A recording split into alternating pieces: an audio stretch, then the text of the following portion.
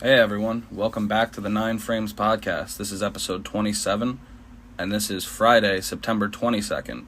I am Bill Whalen. And I'm Mike Whalen. You can catch us on YouTube at 9 Frames Podcast. We're on Spotify at 9 Frames. X, we're on there at 9 Frames Pod, and we're on playergm.com. Honestly, there's a lot of teams struggling right now in the MLB, and they can't really afford to be. You know? I mean, especially in the National League. Yeah, and we're going to get into that right now. A lot of losing streaks when they really can't, except for one team. What team? One team's on a long winning streak and is sneaking their way back in. Those San Diego Padres, just 4 out now. Very much. Yeah, we're going to talk about all that and more as we set you up for the great weekend of baseball ahead. Houston, they won the last 3 against Baltimore, really struggling in that series to escape with 1 win, 2-1, as Christian Javier and Kyle Bradish absolutely duel. I don't know if you've seen this, but in his career, Kyle Bradish now has 22 2/3 scoreless innings against Houston. Has not given up a run. Yeah, that's the team that he's just, since coming into the league, has just completely owned. They just can't figure him out at all. And that's a crazy team to own because they've been successful his whole career, obviously, and then some. Yeah, and I mean, we've been talking about him as like an up-and-comer this year, but that means he's been doing it for at least a year or so before this. Yeah, he's going to be really good for them for years to come for sure. Keep your eye on Kyle Bradish. But Houston scores 1 in the 8th to tie it and 1 in the 9th to walk off. So after a disappointing series of late inning losses for Houston, that's what ends up happening in the 3rd game here for Baltimore. They kind of roll over at the end. But now they maintain a half-game division lead on both Texas and Seattle. Just pretty insane that we're still saying that 10 games left in the year. Yeah, I mean, we're almost at single digits if we're not already at single digits for some teams, and it's still completely up in the air for 3 teams. It's pretty unheard of. Yeah, and it's pretty insane that Baltimore still has just a 1.5 game lead on Tampa Bay. Yeah, they just won't go away. They still, I mean, why would they? They want it. They want the division as much as the Orioles. 95 wins for Baltimore and 94 for Tampa. Insane. Absolutely. Philadelphia ends up winning the rubber game against Atlanta 6-5, which we saw 2 pretty handy wins, 1 for each team in the first 2, and this one was a battle. Atlanta scored 2 in the 8th to tie this one, but Philadelphia 2 spot in the 10th is answered only by the ghost runner scoring for Atlanta, so that ends up being a 6-5 win for Philadelphia. Yeah. Philadelphia proved us wrong. They do want to stay in this. I was about to say, yeah, we were saying Philadelphia has to show up because it was just a 3.5 game lead in the playoffs, and with winning this series 2 out of 3, they've ballooned it back up to 5.5. Yeah, I mean, they have a 3-game lead on Arizona for the 2nd spot, so they're feeling pretty good in the last 10 games or so. Well, technically it's 5 for Philly because Miami and Chicago are both tied. Somebody has to leave. That is very true, very true. Arizona, we were just talking about them at the beginning. They complete an easy 2-game sweep of San Francisco, 8-4 and now 7-1 in the 2nd game. Yeah. And they put 4 up in the 7th inning for a dagger in this one. Another team that's been stepping up like Philadelphia. And San Francisco struggling when they really can't. Yeah, for real. San Francisco had 3 hits in Game 2, so they really rolled over. Yeah, they didn't show up at all. And Arizona, like you said, 2.5 games into the playoffs, or I guess it's 2 games, like you said, because somebody's got to get out of there. And San Francisco, 3 games back, man. Yeah, they're only a game in front of the Padres now. Yeah, last thing I wanted to talk about with Brandon Crawford. You know, you see Brandon Crawford get shut down and goes on to the IL. He has played 13 years for his hometown San Francisco Giants, and he is scheduled to be a free agent at the end of the year. Yeah, that might be much like the Votto separation with Cincinnati. Might be the end of an era for Crawford. The thing about Crawford, though, I don't know if he's quite done. He's just a free agent. He's up there in age, only 13 years. I think he's mid-30s, but he's right? 36. Yeah, I mean... He's pretty old for a shortstop. Do you think he's going to hang it up if San Francisco doesn't give him a call? He might. I don't know. What else does he have to do? I mean, there's still money to be made. Your life's only... He's made plenty, though. Your athletic career is only so long, and I know... there's a long life after it, He's made enough to be fine, though. Fair enough, if he decides he's done. That's true. Posey retired mad early, too. That is true. And lastly, we were going to talk about Detroit gets a brand new number 2 decision maker.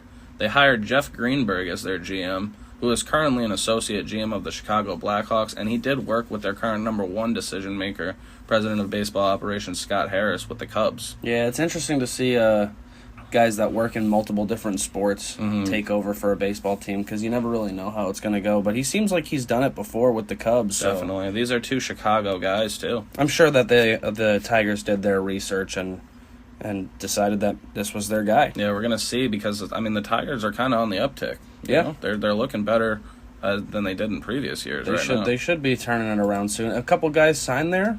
Could really put a jolt in the team. You never know. Could definitely see it, yeah. That division's up for grabs. It's not a good division. It's wide open, and they're making, I think, pretty solid moves in their front office, so we'll see. They're almost a second-place team. Have to keep an eye on them. They have a pretty young core, too. Yeah, for sure. And now we'll get into the big series that are coming up on this weekend. Kicking off the big weekend series, there's no bigger than this one, man. Seattle is heading to Texas for 3 in a Friday to Sunday set. These teams are tied for the last wildcard spot. Texas does currently have the tiebreaker. Not that relevant with how many times these teams play each other. And they're tied in the second place for the AL West, only a half game back of Houston. You said this was a 3-game or 4-game? This is the 3-game, and then they play a 4-game in Seattle next weekend. 7 of the last 10 games are going to be against each other, and that's why you're saying the tiebreaker doesn't really mean anything. Yeah, I'm going to be locked in on that 4-game next weekend, but this one is just as important because this is a statement series for both teams. Absolutely, and something to mention of note is in between the two Texas series, Seattle has to play Houston, so that's a grueling end of the year, but really it gives them the chance to control their own destiny because if you win these games, you're most likely going to win your division. Like we said, it gives a pretty good shot that one of these AL West teams is going to miss. Yeah, it really benefits the Blue Jays more than anybody else because they're just over there playing their schedule, and then these guys are beating the shit out of each other. And their schedule is very separate, too, so it's pretty wild. Yeah, it's going to be a really tough race because they play each other so much. And, yeah, I think one of Texas and Seattle, like you're saying, is true. I think one of them is going to miss, unfortunately, just because the best-case scenario would be, they split, 4-3 one way or the other, and then maybe they can both sneak in, but... because I don't know. What are the odds? Oh, I'm kind of looking at it. The odds are a little better than we give it credit for because 6 of the last 9 games of the Toronto Blue Jays season come against the great Tampa Bay Rays. Yeah, I was about to say, actually, now looking at it, it's not a walk in the park for the Jays either. If the Rays dominate the Jays and these teams split, these teams get in and the Jays don't. One thing that I mentioned a little bit later on when we're going to talk about the Blue Jays, but I'll just say it now, is it could benefit them because if the Rays are out of the divisional race already and they are locked in that top wildcard spot, they might rest their starters. Yeah, they definitely might. And it might benefit the Blue Jays because they don't need them. I don't think the Rays are going to be in the position where they can do that because they want the divisions. But say the Orioles already have it locked. They can't win it. With them being a game separated... Well, you don't know how it goes. Yeah, because there's only currently 10 games left and their elimination game is 8. It's not easy to get into the point where they're going to just throw the division away. It would be on the Blue Jays to do their job and beat the Rays. Yeah, the Blue Jays will have to dominate them. We'll talk about their series coming up this weekend soon. Back to the West here. The keys of this series will be if the bats step up, because there is uncertainty on the bump for Texas in this series for sure. Yeah. For both teams. Honestly, but not really, because there's a couple proven arms for the Mariners, whereas the Rangers are having more of a struggling series, it seems. I was just going to check. Yeah, no, there's still TBD. So getting into Game 1 here. Game 1 is going to be an electric matchup. It is Bryce Miller, who's 8-5 with a 3.88 for Seattle, versus Dane Dunning, who is 10-6 with a 3.76. And something's got to give in this one. This is going to be one of those ones where the bats is going to have to step up for whatever team wins. Yeah, one thing I'll say, though, is Dane Dunning has been really a surprise for them. Oh, Dane Dunning's phenomenal. He's been great, and honestly, looking at Miller's numbers, he's actually been a huge boost for the Mariners as well in their postseason quest. Yeah, so both of these guys aren't easy to get runs off of. That's what I mean. They're going to have to get some runs off the starters because both of the back end of the pen on these teams are pretty solid, too. Yeah, but you never know with the Rangers. They could just go back into that mode where they just start not saving games anymore. That's been all year for them, and they, not for nothing, they have Will Smith, who there's not a worse reliever in baseball right now, the way he's been going. Listen, man, if I had it my way, both of those the teams playing in this series would make it, and Houston doesn't make it, but I really don't see that happening. No, because, that's not very likely. Houston just has a little bit easier of a schedule, but and they might just be a little bit better. But I think I think this is going to be an interesting opening game because of the two pitchers. They're both young. They're both. They both. I don't think either of them. No, well, I know maybe Bryce Miller was on the playoff roster for the Mariners last year. Maybe, but regardless, if anything, that was one when he was really in it was 3 games. As fresh as he could be. These young guys want to get to the postseason. Most definitely. They got to pitch their team there now. Yeah, so I don't know how Game 1 goes. It's kind of a toss-up there, but Game 2 is a clear advantage for Seattle on the mound, as it is Logan Gilbert, who's 13-6 with a 3.77, been solid all year, versus a TBD. The last time in the rotations, I did look back on this. It was a Texas loss versus Cleveland. It was a Cody Bradford opener, so I'm not sure if they're going to go back with that. I think they're not sure if they're going to go back with that because of the uncertainty in Game 3, and I'll touch on that right now. Yeah, they've been dealing with some injuries, too, in that rotation. They need some guys to step up. I think that's why that game's going to have to be either an opener or a short rest, which I don't think they know until the end of Game 1. Which is really tough to do this in the last 3 series of the year, man. They needed some depth, and it doesn't really appear that they have it. Yeah, for sure. Game 3 is Brian Wu for the Mariners, who has a 3.90. He's 4-4.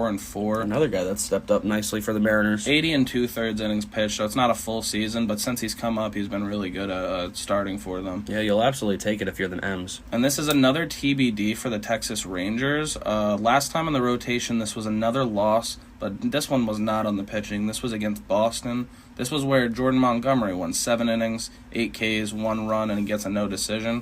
So I'm thinking, what is Texas's plan? Because Eovaldi was after Montgomery last time. Maybe they might move guys up. They might move Montgomery and Eovaldi up for Game 2 and 3, but that might be based off if they lose this game here. Yeah, exactly. So, if they win today, they might go with an opener tomorrow and then just put Montgomery on normal rest. But kind of rough on Monty, and it's kind of rough on Monty and Eovaldi not to know if you're going to be going tomorrow or the next day. I'm sure there's communications with, hey, be ready to pitch on both days. It's either or, being told you're not gonna is weird, and being told you're gonna is also weird, Yeah, well, you got to do what you got to do to make the post. Definitely, we'll see how adaptable they are.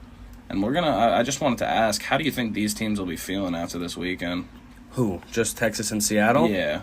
I think they're going to be kind of still on their toes because they're going to have to play each other again next weekend, and there's still a massive series in between before they meet each other again. Mm-hmm. I think if this was next weekend and we're talking about the last series and it still looked like this, one team could look really upset and the other team could be celebrating. Yeah, I mean, not for nothing, though. With the pitching advantage going to Seattle, it seems like, at least, you got to think a Seattle sweep here would be pretty devastating for Texas. Oh, yeah. I mean, a sweep either way would be devastating for the other team. Yeah, it's not the most likely of scenarios. I actually think this is probably going to be a 2 out of 3 Seattle. How about you? I think I've been on Seattle for a while because of how poor Texas has played, but they've really turned it around and have started to look like they want to make the playoffs again, which they absolutely should. And it is in Texas, so just for the benefit of being different, I'll give 2 out of 3 to Texas because it really is a toss-up. Yeah, I agree. It could be a toss-up. I think it's going to depend on what decisions ends up happening for those 2 games on the mound for Texas. I mean, with 10 games left, these teams are equal. Mm-hmm. So it really is the definition of a toss-up. Yeah, I agree. It'll be a great series. Not for nothing. I wanted to just ask real quick before we move on. I know we touched on it before. Do you think one of these teams definitely has to miss the playoffs? Because I don't really know anymore. I don't know. After looking at the Blue Jays' schedule, no. Yeah, I could really see the Blue Jays missing too. I kind of think it's going to be Seattle or Texas, though. Yeah, I think it's more likely. I would be surprised if it was Houston, but I think the most likely to miss is one of those 2 teams as well. And it's an upsetting way for one of those teams to end the season, but that's how it is. Heartbreaking. And we're going to keep it in the American League. And speaking of those Blue Jays, who are also in the thick of the race, they're going to face a tough test as they visit the Tampa Bay Rays for a 3-game set. And the first of their 2 series because they're going to finish the year against them as well. Yeah, they kind of got the same draw as Texas and Seattle, but Toronto's got a tougher team to face. Much tougher. Tampa Bay is no joke, man. They're 10 games better than those teams. They get a Yankee break series, what seems like a Yankee break series in the middle. Yeah, I mean, they did just take 2 out of 3 against them, so. Mm-hmm. Why not think that they could do it again? I would. And I think that one would be at home because they were just in Yankee Stadium. I believe it is, yeah. So this is, I believe, the Blue Jays' last road series of the year, and Yeah. then they go home against the Yankees and then home against Toronto. Yeah, which is a good way Or to end against the year. Tampa Bay. Pretty comfortable way to end the year for the guys. Yeah, ending the game on a homestand is always ideal. So that's nice. But for now, they have to go to Tampa Bay, and they get a tough test in the first game. It's going to be Chris Bassett, who is 14-8 with a 3.78. He's been better recently. Definitely. I mean, he had a rough start a couple starts ago, but I mean, it happens. I mean, he's up near the top of the American League in wins. And he's still an innings eater, so he is exactly what the Blue Jays paid him to be. Yeah, now they need him to be good again. Mm-hmm. He'll be taking on Rays ace Tyler Glass now, who's 9-6 with a 3.53. Coming off an ugly start against Baltimore, he's going to have to bounce back against another ALS rival. Yeah, he absolutely does need a bounce back game in the worst way, and he's fully capable of, because when he's going, and I mean, in all fairness, it was Baltimore, and they do hit him well notoriously. Like this year, I think I said they were 3-0 against him. Yeah, I mean, even when the guy gets slapped around, he has 7 or 8 Ks, so he's that guy. He just needs to contain the run scoring, and he'll be all right tonight. Agreed. I think that's kind of the story of that first game in general for both those pitchers. That Blue Jays offense is no joke.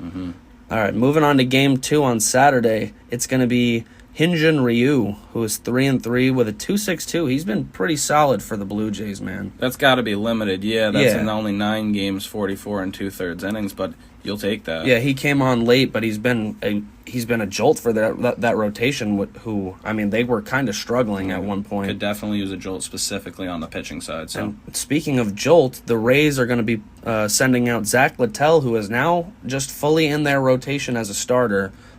He's 3-6 with a 4.12. His ERA has been dropping significantly. It's been super interesting to see how the Tampa Bay, I guess it's probably the pitching coach and the manager, decided that he's a full-time starter now, and they have full confidence in him. Yeah, man, he's been a little rough over the last 7 games. He's been up to a 4.14, but over the last 15, man, he's at a 3.8, and the Rays really can't ask for much more. They just need somebody to keep them in the game with the offense that they have. Yeah, I think that's exactly what they're thinking, and Zach Littell is that guy, and maybe he develops into something a little better. Yeah, especially with all the injuries to that pitching staff. The fact that the Rays have 94 wins is just absolutely impressive. So impressive. So the Sunday, the series finale, the third game is Yusei Kikuchi, who left his last start with I guess it was a cramp or something. Yeah, said he didn't get enough sleep. Yeah, he seems to be completely fine. Yeah, he'll be all starting. right. He's 10-6 with a 3.74. Another decent arm for the Blue Jays.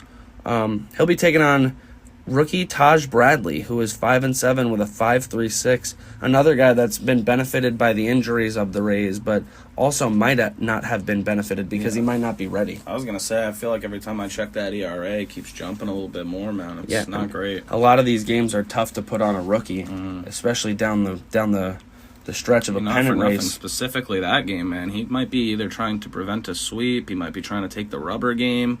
That's a huge game, Game 3, in that against the Blue Jays there. Yeah, and like I mentioned, them playing the Rays again in the final series of the year could either be amazing or detrimental.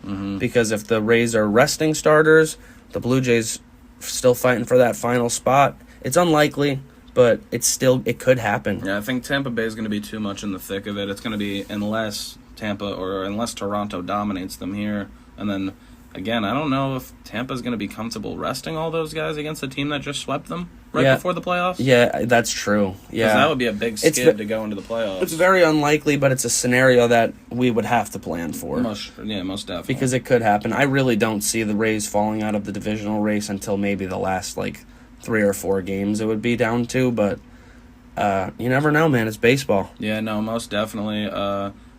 Both Seattle and Texas series and the Tampa-Toronto series are the same series we're going to be setting up next weekend, and they're going to be even more important then. Lastly, for this little segment, I want your thoughts on the Toronto Blue Jays as a whole. A great team. Honestly, a little undercooked, a little young, but they have all the pieces to make a run. Especially they made a trade for Hicks, so they do have relievers. They have Romano. Great young bats in Vladdy Guerrero and Bichette. Yeah, Bichette back healthy is a big key for them. Yeah, I mean, they have Alejandro Kirk, so a solid backstop. They have a good pitching staff. I mean, they're not missing anything, so it's going to be based off how they play here, and maybe they're a team that can make a run. They've got no reason not to make the playoffs other than themselves letting each other down and not winning the games. Yeah, and well, at this point, I don't know if it's going to be a letdown to lose to a team as great as Tampa Bay. It'll feel disappointing, but man, that team is phenomenal as well. Yeah, you'll understand that it was to a better team, but still, it's going to sting a little if especially a division rival is why you're not in. Yeah, I fully agree with you. It hurts. So we'll keep an eye on them just as much as probably Texas and Seattle, because one of these three teams, man, they're just not going to make it. Yeah, well, one of the four, but probably not Houston. We'll see. Yeah, I've kind of just forgot about Houston like that, which I really shouldn't do because it's still fully possible. But I think that they're gonna grit it out. God, Houston would be feeling good if they didn't drop 2 out of 3 to Oakland, huh? Yeah, 4 and 6 in their last 10. I think they just lost series to Oakland and Kansas City, which is just awful. It's a game of runs, and someone's got to make one at the end here. Taking it on over to the National League as Milwaukee heads to Miami after a 6-0 win over St. Louis Thursday. They take 3 out of 4 and they stay hot, man. They're 8 games up on Chicago and 8.5 on Cincinnati, man. That got way out of hand. Yeah, I got to give you credit there. You said that the Brew Crew was the ones that were going to take it, and as of right now, if the Crew wins today and the Cubbies lose, the Brewers are the Central champs. Yeah, and that was the quickest separation we've seen this season at all. I mean, that was a long gap. 87 and 66 is a good ass record, man. They're gonna win 90 games. We got to start putting a little bit of respect on the Brewers. They might make some noise. It's a good year and it's a good team. I know it was Dan Plesac, so maybe he has a bit of biased, but he said Milwaukee's got a shot. I mean, their pitching's phenomenal. Their top 3 is pretty much unmatched. Their back end is unmatched too. That's the thing, is like a playoff series when you're lined up against Burns, Woodruff, and Peralta. Like, you're scared, man. Like, those are some arms. And you'd be lined up against them knowing that that's a team that shortens game with their bullpen. So absolutely. Where's the game? Yeah. There's no beginning. There's no end.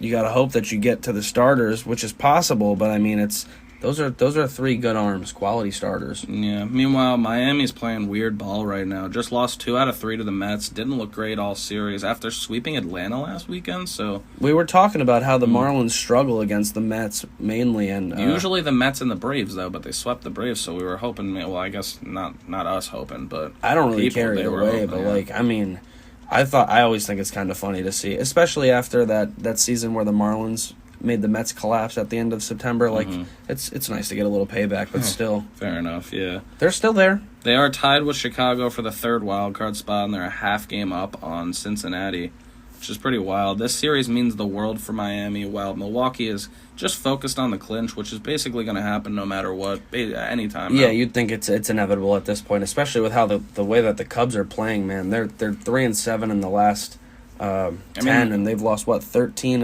or 10 of 13 or something like that. Yeah, like a really big collapse, and not for nothing, Milwaukee isn't gonna lose all their games, and even if they did, Chicago needs to lose 2 games for Milwaukee to clinch. So. Yeah, I mean, they're lucky that they're starting a series with Colorado, but man, they need to pick it up more than pretty much anybody else. Yeah, getting into this series as Milwaukee heads to Miami, Game 1 is going to be Corbin Burns, who has 9-8 with a 3.56.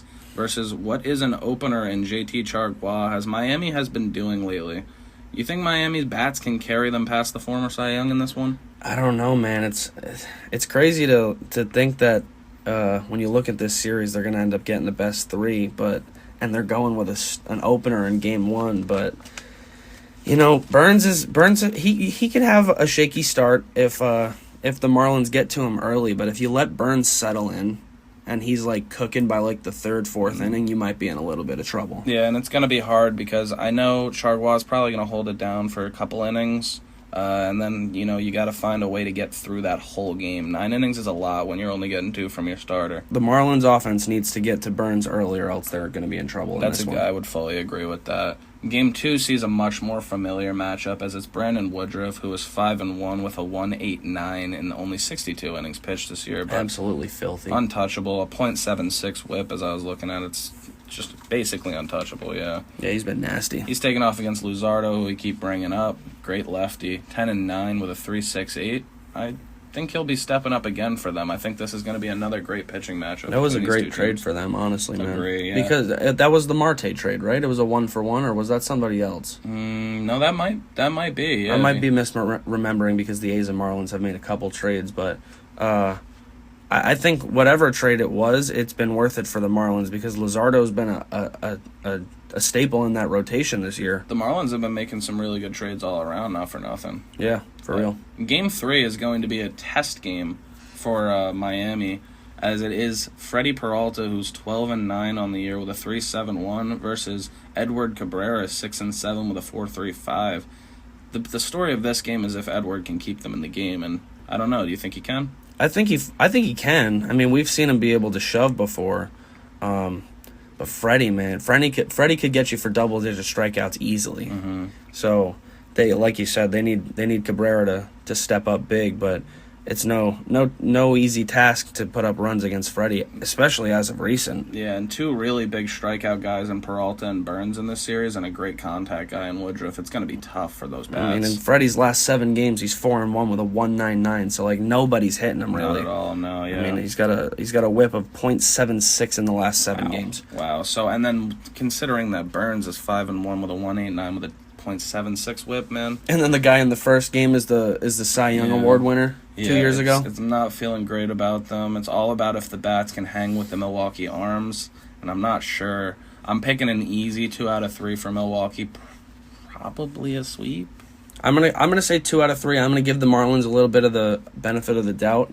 They're not gonna get swept, I don't think, because I mean they can't. They just simply can't. I mean, if they don't get swept, I think they're gonna be sneaking. They're gonna be scraping one out of there. I don't feel great about them this series. They're gonna have to step up, and the bats are gonna have to carry them in this series for sure. But the question I wanted to ask you about the Brewers is, out of those 3 starters, man, who do you think is the best? It's easy to say Burns because he won the Cy Young, but I'm saying right now, who's the best out of them? Because Freddie's shoving. I'd probably still say Burns. And Burns is the one I would want on the mound in Game 1 and in Game 7. Like, I'm sending Burns out there. But Peralta would be my second. Wow, that's crazy, because I think my number 1 might be Woodruff. My thing is just that Woodruff he's working on the limited innings so far. He's just looked so good, man. Mm-hmm. I mean, you can't go wrong with any of the 3. It's a fun discussion to have because they have all 3 of them, so it doesn't really matter. They don't have to choose. My playoff rotation would go Burns, Peralta, Woodruff. I think they'll probably go Burns, Woodruff, Peralta as they're doing against the Marlins right now because that's just kind of how it's been all year, and it's honestly just working. Yeah, fair enough. So if it ain't broke, don't fix it, you know. Miami ends the year with 2 3-game series after this, both on the road, at the Mets, and then at Pittsburgh. So it does get a little bit easier. It's not even done if they have a rough series here, but it's not looking great. It's going to kind of be based off of how Chicago plays against Colorado, which shouldn't be terrible. Yeah, especially after just dropping 2 of 3 to the Mets. I mean, the Marlins are going to have to then beat the Mets in Citi Field, and they were just home. So it's funny how our focus in the NL wildcard race in the last week and a half has shifted to who is going to win enough games to who is going to not lose all of their games. Yeah, and look at all those L's, man. For real, and the Marlins are a much better home team than they are on the road. So it'll be interesting to see that they have to go on the road for the last 2 series, and that's where they're going to have to step up. So Miami bats really need to defend their home turf against these great Milwaukee arms. We're going to see if they do that. Yeah, good luck against those 3, Miami. Yeah, to wrap up the episode, we're going to stick in the NL, and we're going to talk about a classic rivalry between the Dodgers and the Giants that is set to kick off. I believe they're 2 of the last 3 series as well. They are. Which is absolutely unfortunate news for the Giants. Definitely. This one's going to be a 4-gamer. Yeah, Dodgers hosting the Giants. So this is like a big swing series because the Giants are already sitting 3 out, and they need wins desperately. And this is one of the toughest teams in baseball. So yeah, violent rivalry with the fans and violent rivalry on the field. Absolutely. The first game was on Thursday yesterday, and it saw Emmett Sheehan take on Kyle Harrison in the Battle of the Rookies. Nice to see the young kids going at it head-to-head. Yeah, Sheehan looked absolutely dominant, man, through 4 innings. I mean, he still, in the end of it all, didn't give up a singular hit to the Giants. But he ran into some command issues in the 5th inning, which would be what led to his demise. I guess it wasn't his demise, but it was his early removal. Mm-hmm. He was up 2-0 courtesy of a home run by J.D. Martinez, which is his 30th of the year, man. What a great signing that's been for the Dodgers. For sure. And a Kike Hernandez sac fly. Sheehan would be pitching a no-hitter still in the fifth inning. He goes 4 2/3, no hits. He gives up a run because he walks 4 people, man. That's the only run he'll give up, and he strikes out 9. It was electric also seeing, I'm not sure, who was it that came out of the pen for them? He was electric in getting out of that situation after that. Oh, Vesia? Vesia. Yeah, Vesia gets a K to get out of the inning there and pumps his fist as loud as he possibly could. Yeah, so he gets out of the bases-loaded jam, but unfortunately, Peterson would tie the game the next inning. Jock Peterson, that is, on his 15th home run of the year. But that would be it for the Giants for that game because they lose this one 7-2, and the Dodgers would just score 5 unanswered, courtesy of J.D. Martinez, sac fly, a wild pitch by Luke Jackson that would score a run, a second wild pitch by Luke Jackson, which would score a 5th run. So they're up 5-2. J.D. Martinez, who was the hero of the first game, singles in Freddie Freeman to make it 6-2, and then Chris Taylor makes it 7-2, and that's all she wrote. Yeah, no, this game was definitely just the Dodgers outclassing the Giants. The Giants just kind of looked very, I don't want to say minor league to them, but it wasn't great. Yeah, man. A lot of mistakes. Sheehan looked insane. I think he struck out like 7 of his first 8 hitters faced. Yeah, if it wasn't for losing the zone, we wouldn't be talking about Giants offense that much. Yeah, and then much at all here. and that happens sometimes with young guys. I mean, Kyle Harrison also, I want to say real quick, he was great again. Yeah. He looked great. It's tough, though. We are talking about how the Giants are just coming off a 3-hit game versus the Snakes, and they only get 2 runs here. Yeah. Not a great feeling. Harrison goes 5 2/3, giving up 3 hits, only 2 earned, a walk and 2 strikeouts, and that loud home run to J.D. Martinez. That ends up moving San Francisco 3 games out of that last NL wildcard spot, as we said at the beginning of the episode. Yeah, they're in a tough spot right now, and Game 2 tonight is going to be Sean Manaea, who's 6-6 with a 4.82, so not the best of starters. Luckily, he'll be taking on a reliever. I guess this is an opener. He has 5 games start for the Dodgers this year. Caleb Ferguson, who's 7-3 with a 2.56. I feel like everybody on the Dodgers has an ERA in the 2 or the 3s. Yeah, it's pretty wild. Their openers have been working lately, too, so I don't actually hold this one against them. I think, again, this game is going to be really bat-based. Yeah, so honestly, man, this is where I start to get a little bit puzzled with the Giants because they have no starter announced for Saturday or Sunday, and on Saturday they're going to be going up against Clayton Kershaw, who's 12-4 with a 2.52. So they don't have a starter against one of the greatest starting pitchers of all time. Yeah, we were looking at it last week. It was Cobb and Webb in that order behind Manaea.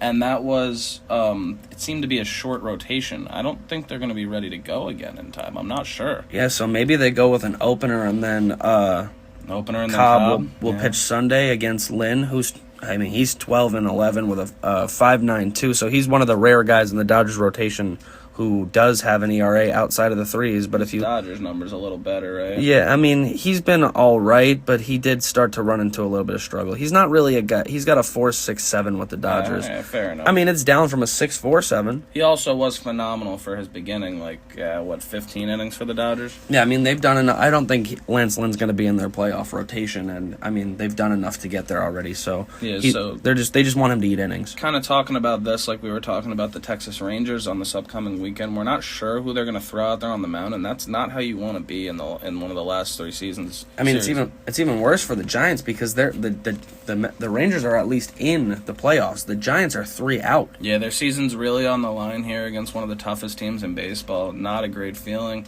and I'm not sure if it really even helps them. Like, if they go Cobb game 3 and Webb game 4, those guys got to be gassed, right? Yeah, I mean, they're both pitching on short rest, so your options are pitchers on short rest or the unknown with an opener or whatever they're going to do, maybe a spot start for somebody. I have no idea what their plan is. Not an easy position to be in. And real quick, man, I just wanted to say at the end of this, I mentioned it in the beginning of the episode, but I don't think the Padres are dead here. Yeah, you wanted to talk about this for sure. Yeah, touch on that for sure. They're now only 4 games out of this wild card with 9 games left for them, and those 9 games, 3 are in are at home against St. Louis. Then they go on the road against the Giants, they're very used to them. They just swept them to start this month. And then they end the season against the horrible Chicago White Sox. Yeah, that's a bit of a weird road trip. They're going from San Francisco to Chicago to end the year. And it might be meaningful games at this point because they're creeping, and they just need teams that to keep losing like they have been in front of them, and they're on a 7-game win streak.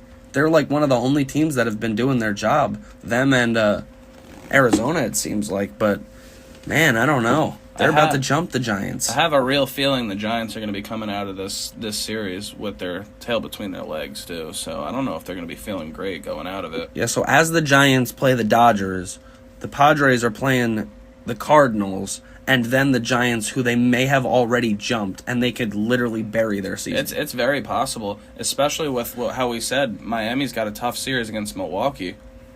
Not easy. Yeah, it's not over. Like, the Padres have somehow played themselves into being in the discussion again, and honestly, good for them. The Padres getting in will depend a lot on teams like the Cubs and Miami and Cincinnati kind of shitting the bed in their last games. They have been as of recent, but it's an uphill climb for the Padres. But I just want to denounce them undead. Yeah. Like they're not out of this. Yeah, they stuck their hand out of the grave like an old Thriller. I'm not gonna lie, touching back on this series, like we said, man, I haven't seen a series where I feel as one-sided as we've talked about on this podcast, like basically ever. What, Giants Dodgers? I think there's gonna be a Dodgers domination. Yeah, it already looked like it as of last night.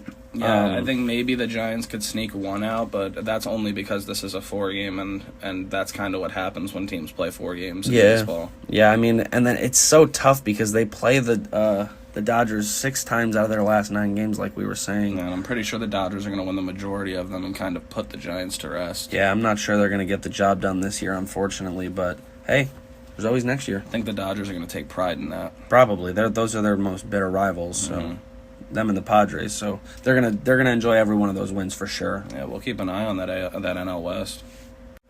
Thank you, everybody, as always, for watching and listening wherever you do. This was episode 27 of the 9 Frames podcast, and this is Friday, September 22nd, 2023. We hope you folks enjoy your Friday.